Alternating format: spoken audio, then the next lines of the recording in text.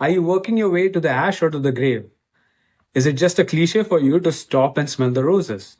Now, don't be misled here. I'm not going to talk about quitting your career and backpacking to a destination. No, that's not the motive here. But do you really enjoy or pursue things you once liked as a kid? Or have your desires shrunk given the pressures and punches from life? Or maybe have your desires really refined as you have aged? I ask these questions to myself, and if you can answer these questions truthfully to yourself, we are going somewhere. Today, I'm going to share some of the things that I've come to pursue, enjoy, and cherish in life. One of them is definitely fashion. Now, when I say fashion, I don't just mean some apparels. I'm talking about the entire self-care ecosystem. Now, if you think about it, you can come to me and say, "Hey, Vivek, I don't really care about these things. I'm concerned with the bigger things in life. There's so much to do with AI and space and so much more, right?" Well, listen, buddy. If you think that way, then nothing matters.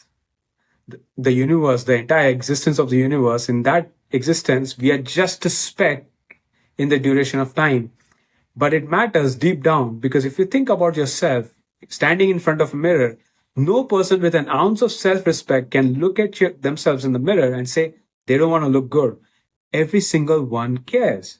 Every single person cares. They want to look good. You want to look good. There's some levels to it. Some of them want to really look good. Some of them kind of care about it, but not so much. There's levels to it, definitely, but we all care. And that care comes in different forms. It's skin care, body care, hair and nail, how you dress, okay, how does your beard look, everything. It really encompasses everything in life. And that's what I'm talking about. And if you've followed the previous videos, I do really care about it. So one of the fine indulgences in life that I've really come to, let's say, enjoy. The second thing I want to talk about, or rather finer pursuits that I've come to enjoy, is music performances. Now, I'm not talking about concerts here. See, I have some bad taste with concerts in the sense that I have not ever liked to go to a concert. And there's a reason why. See, there was a time back in the day when there were some live performances by DJs like Tiesto, Armin van Buuren back in early 2000s. And I could listen to that live recording, okay, and watch the video maybe on YouTube when YouTube came into picture. And I could really enjoy that, okay, because the artist, the performer, the DJ actually was interested in playing music. Nowadays, every single artist on stage is concerned more about giving instructions. So they're giving instructions to audiences about go down, or jump, or go left, or go right, or flash lights and things like that. Like, and as an adult, you should really think, why am I following instructions here, right? But that's one part of it. The other part is like when you're in a concert, it's really humid out there. Everyone is sweating, and you're just rubbing shoulders with other people in utter disgust, I would say, because you don't even know the hygiene of the other person and let's say what they ate that day, right? And let's say you're just there smelling the roses. The only point I see of people going to concerts is that they are having drinks and they click some pictures that go on Instagram or some other platform, right?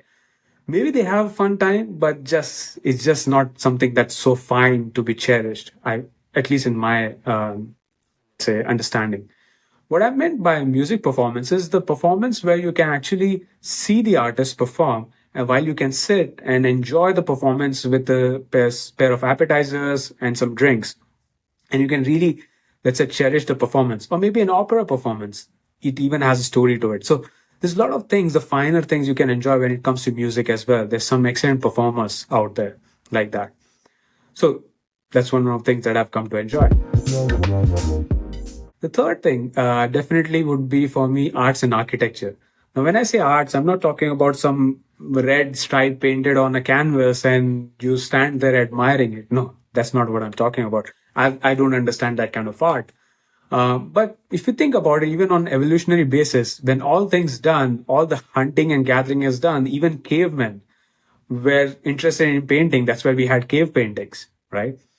And we also liked it at some point because every single one of us as a kid used to doodle in our books, at the back of our books. Every single one of us did that. As we grew, we kind of stopped doing it. But we certainly, all of us have that kind of, let's say, passion to it deep down, where we would like to do something. We've just not really thought about it or really done it so much recently. Something to enjoy. The other thing I definitely enjoy, apart from visiting, let's say, art galleries and doing some of my own artwork as well, is architecture. Now, I had some friends who were architects, and because of them, I kind of developed some interest in exploring that domain.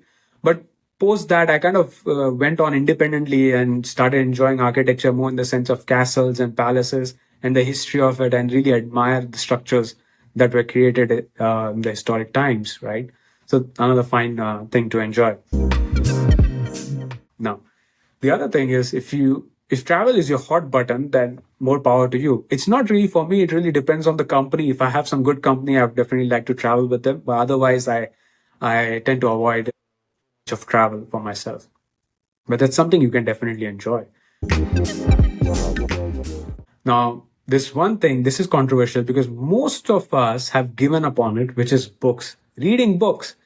As a kid, we all used to do that. Okay. And we certainly, I think, unless we are pushed towards it or we are sort of slaves toward it, we don't really read books. Okay. We only did it when our parents told us, or let's say our teachers told us, or it was just important for us to do at the time. Otherwise, once we got out of school, most of us didn't read books. Here's the thing, guys. It's not like you should like one particular book or author or a genre, but pick something.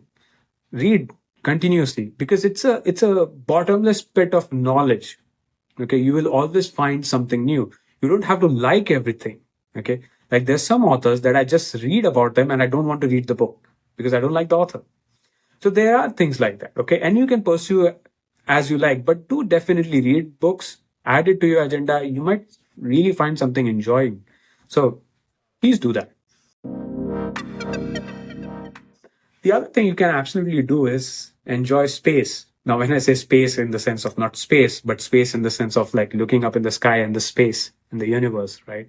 How do you enjoy when you're living in the city? You don't really get to see much of the stars and planets, right? Because there's too much light and air pollution. But let's say if you're traveling somewhere, I think it could be a good opportunity to stop and really stare at the stars and really admire the creation, what it has come to be.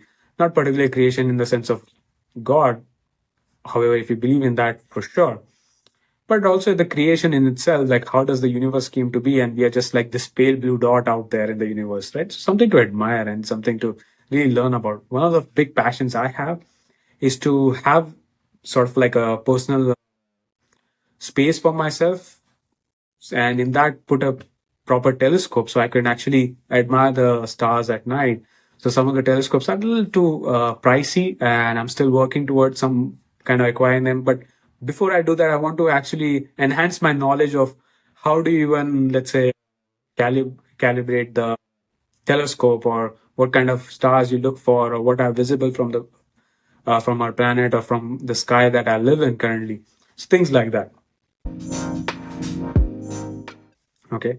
But and the last 10 thing, one of the things that I've come to recently enjoy, which is spirit and cigar tastings.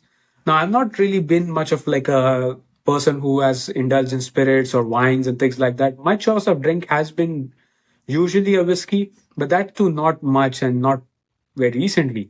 But something I came across and started exploring more and more, and I realized there's so much knowledge in all of this, the aging of whiskeys, the aging of cigars. And I got fascinated by it because I was also gifted a box of cigars by a friend, and now I'm more interested in that topic. Okay, so something I've come to enjoy recently, not to just drink for the purpose of getting high, but really tasting it and actually finding notes in it, flavor notes in it, even with cigars and the pairings and things like that. So some really fine indulgences and something that I've recently picked up and something you can explore as well. But here's the thing, guys. None of these have to be sort of an extra luxury effort towards enjoyment. Okay. It doesn't have to be. But it has to be something meticulous effort towards refined indulgences and enjoyment. So have a fine life, folks, one that has some sense of satisfaction to it throughout your life. Take care.